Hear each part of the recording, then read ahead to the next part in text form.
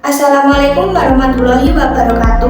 Perkenalkan, nama saya Ocha Dewi Olivia Putri dari Prodi D3 Perekam dan Informasi Kesehatan dengan NIM 23316902014. Jadi di sini saya akan menjelaskan mengenai materi shock management sebagai pemenuhan ujian akhir semester 3 dengan mata kuliah ILC.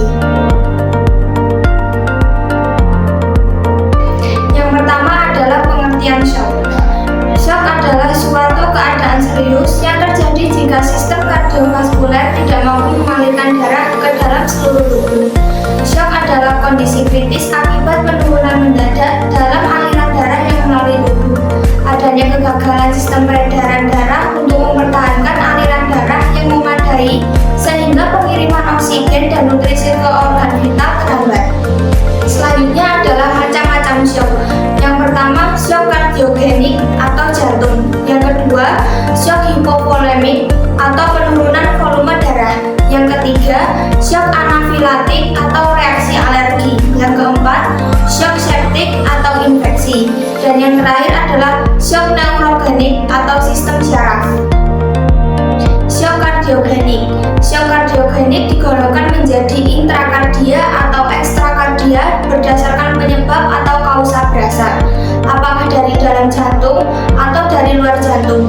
Shock kardiogenik intrakardiak disebabkan karena kematian otot jantung atau miokardiak infark, ataupun terdapat sumbatan di dalam jantung yang membuat curah jantung menjadi menurun.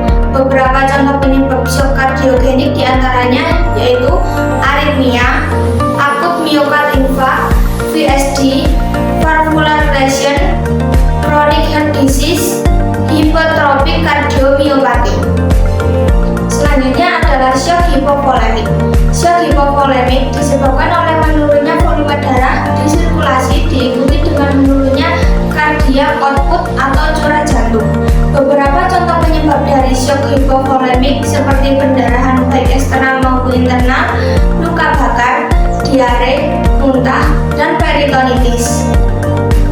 Selanjutnya, shock anafilaktik. Shock anafilaktik ini terjadi akibat reaksi alergi. Beberapa penyebab shock anafilaktik diantaranya yaitu insek venom, antibiotik, lateks, vaksin yang berbasis telur, dan tranimmunoglobulin dan immunoglobulin. Kemudian ada shock septik. Terjadinya shock septik diawali dengan adanya infeksi pada darah yang menyebar ke seluruh tubuh. Penyebab yang sering meliputi yaitu peritonitis dan pyelonefritis. Lalu ada shock neurogenik. Shock neurogenik disebabkan oleh cederanya medula spinalis terutama pada segmen thoracolumbar sehingga menyebabkan hilangnya tonus simpatis. Hal ini menyebabkan hilangnya tonus vasomotor, bradikardi, dan hipotensi. Biasanya pasien tampak sadar namun hangat dan kering akibat hipotensi. Kemudian di sini ada beberapa penyebab yang mengakibatkan seseorang mengalami shock. Yang pertama ada pendarahan, yang kedua reaksi alergi, yang ketiga infeksi, yang keempat cedera tulang belakang, yang kelima serangan jantung, yang keenam gagal jantung, yang ketujuh trauma atau cedera berat, dan yang terakhir ada dehidrasi. Kemudian tanda-tanda shock. Yang pertama, gelisah, pucat, keringat berlebih. Yang kedua, bibir dan kuku jari tangan tanpa kebiruan. Yang ketiga, nyeri dada. Yang keempat, kulit lembab dan dingin. Yang kelima, BAK kurang. Yang keenam, pusing dan pingsan. Yang ketujuh, tekanan darah rendah. Dan yang terakhir, nadi cepat, pernafasan dangkal, lemah sampai tidak sadarkan diri. Lalu berikut beberapa cara dalam penanganan shock. Secara umum yaitu sebagai penolong yang berada di tempat kejadian, hal yang pertama-tama dapat dilakukan apabila ada pasien dalam keadaan shock adalah yang pertama, melihat keadaan sekitar apakah berbahaya, baik untuk penolong atau yang ditolong.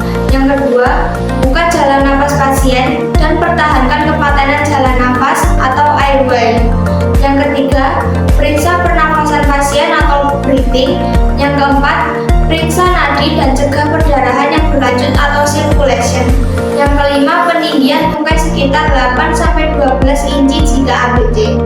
Yang keenam, cegah hipotermia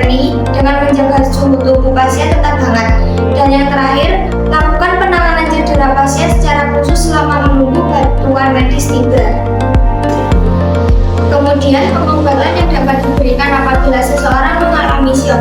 Yang pertama, menjaga kehangatan. Yang kedua, hentikan pendarahan. Yang ketiga, jika muntah, kepala dimiringkan ke satu sisi agar tidak terhirup muntahannya.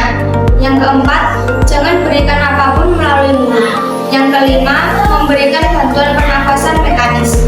Yang keenam, obat-obatan diberikan secara intravena. Yang ketujuh, obat bius atau narkotik, obat tidur dan obat penenang biasanya tidak diberikan karena cenderung menurunkan tekanan darah. Dan yang terakhir, cairan diberikan melalui infus. Bila perlu, diberikan transfusi darah.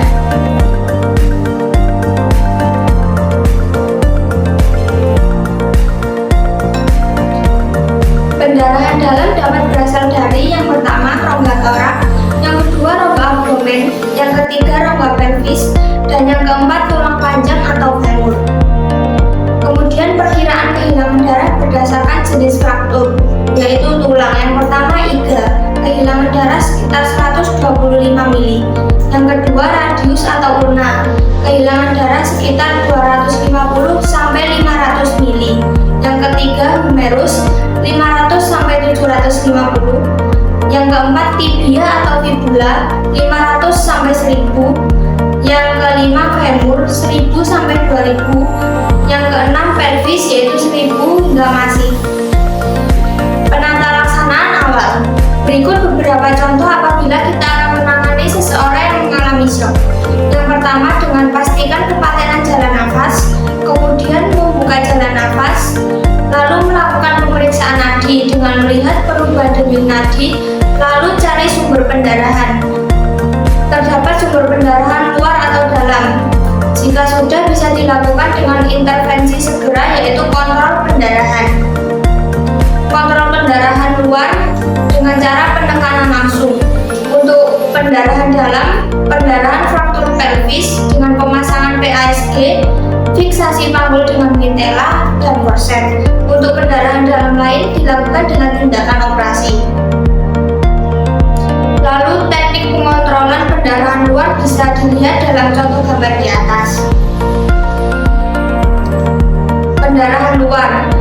Untuk cara mengatasi pendarahan luar ini, yang pertama dilakukan dengan cara menekan langsung. Apabila berhasil, maka akan terkendali. Apabila gagal, tekan langsung dan angkat. Apabila terjadi kegagalan, maka bisa dilakukan dengan cara penggunaan tourniquet, merupakan langkah terakhir bila semua usaha sudah gagal. Berikut adalah contoh pemasangan tourniquet. Lalu nilai perfusi jaringan. Kemungkinan temuan pada pasien pendarahan CRT melambat pada shock pendarahan kelas 2 dan 3, tidak terdeteksi pada kelas 4.